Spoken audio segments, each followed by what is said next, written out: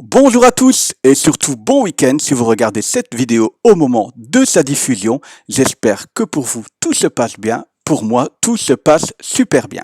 Cette première semaine sur YouTube a été assez dingue. La chaîne vient de dépasser les 1000 vues. Alors vous allez me dire que dans le monde de YouTube, 1000 vues, ce n'est rien du tout. Mais pour moi, petit prof de maths qui a créé cette chaîne pour venir en secours à mes élèves en confinement, je vous l'avoue que c'est assez surprenant. Tellement surprenant que des internautes m'ont déjà posé des questions et ce format va me permettre de répondre à une de ces questions.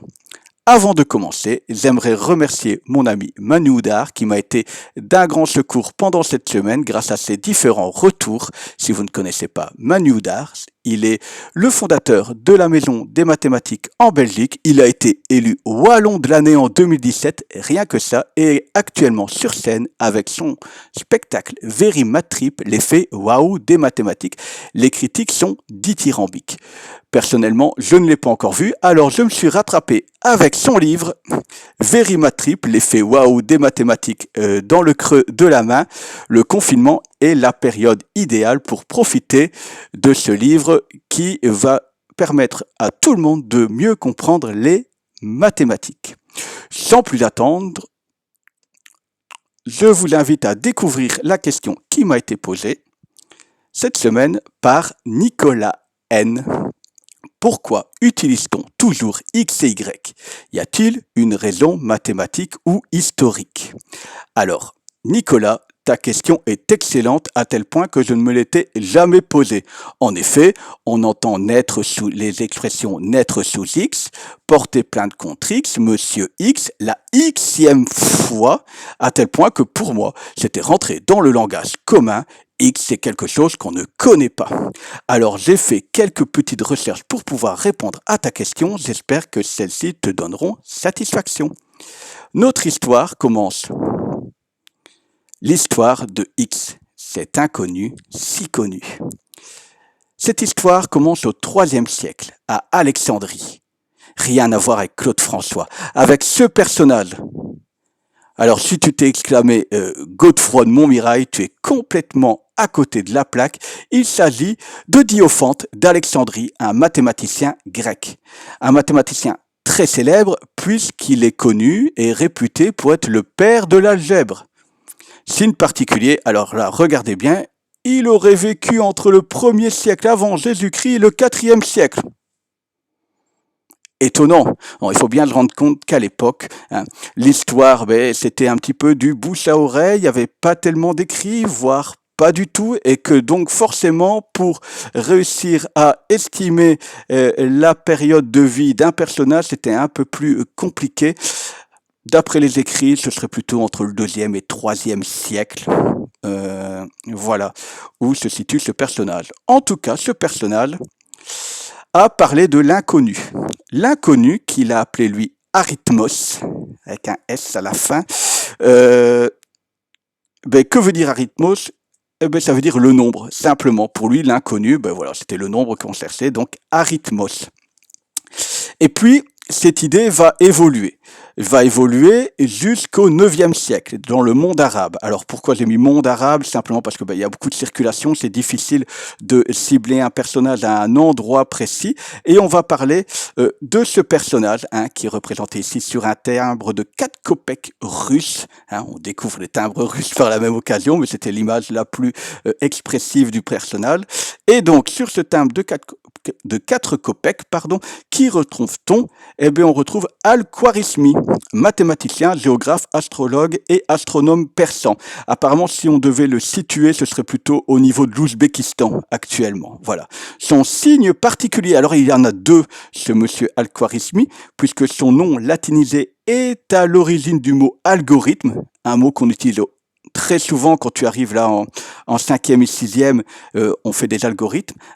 Et il est aussi à la base, et ça plus important, de la diffusion des chiffres arabes dans le Moyen-Orient et en Europe. Donc c'est grâce à lui que l'on écrit nos nombres, nos chiffres, comme nous le faisons actuellement.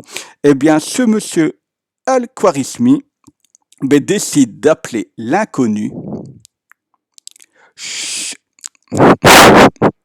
Shay, Shay, Shay, Shay, Shay. Voilà, fallait que ça tombe sur moi. Shay. Donc voilà, il décide d'appeler cet inconnu Shay. Shay, ça veut dire la chose, la chose. La Shay, la chose. Voilà. Et il va être symbolisé, bah oui, bien sûr, par SH. Hein, donc l'inconnu devient tout d'un coup Shay, qui s'appelle la chose, et donc symbolisé par SH. SH. Hein, voilà. Et puis, ben, on dit, en lisant ça, on est quand même très loin de cette fameuse lettre X que l'on connaît actuellement.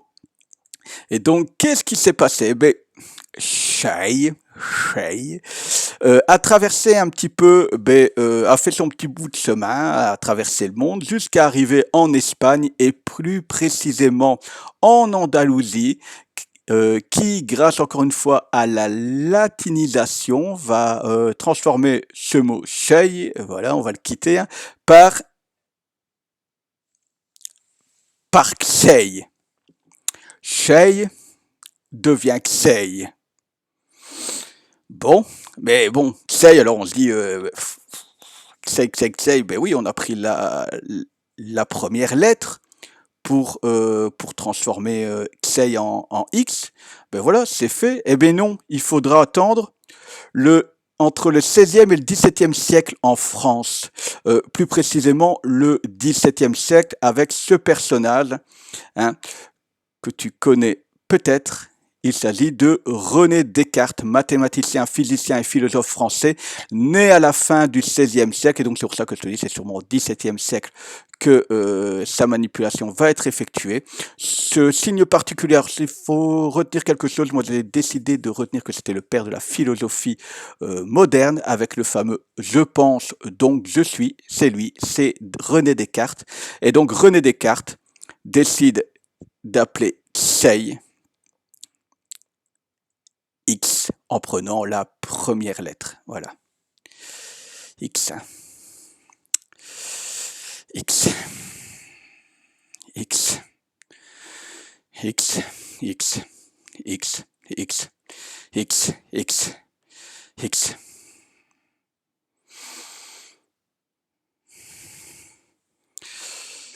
Alors tu sais ce que je pense, Nico, hein, je peux me permettre de t'appeler Nico, puisque tu me poses des questions.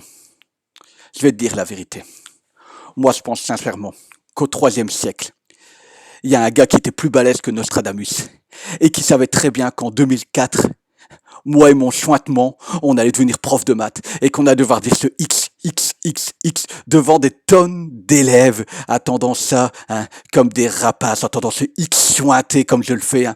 Et puis, il a été plus loin, ce gars-là. Ce gars-là, il savait très bien qu'en 2020, il allait avoir le coronavirus et qu'à travers le coronavirus, il allait ouvrir une chaîne YouTube pour aider ses élèves et que toi, Nicolas, toi, hein, et rien que toi, Nicolas, t'allais me poser cette question et que j'allais être obligé de dire des Shay et des Xey et des la chose et des etc., et des X et des X et des X et des X et des X. Alors, merci Nicolas de cette question. Hein. J'espère que je suis pas rancunier, mais j'espère que j'aurais pu au moins répondre convenablement. Hein. Et si tu avais un minimum d'amour propre, Nico, hein, pour m'aider, pour me soutenir dans l'épreuve que tu viens de me faire passer, hein, tu cliquerais sur ma tête qui est juste ici au-dessus pour t'abonner. Hein. Je te souhaite déjà, Nico, un bon week-end. Hein. Allez, bon week-end, Nico, et à bientôt pour une autre question.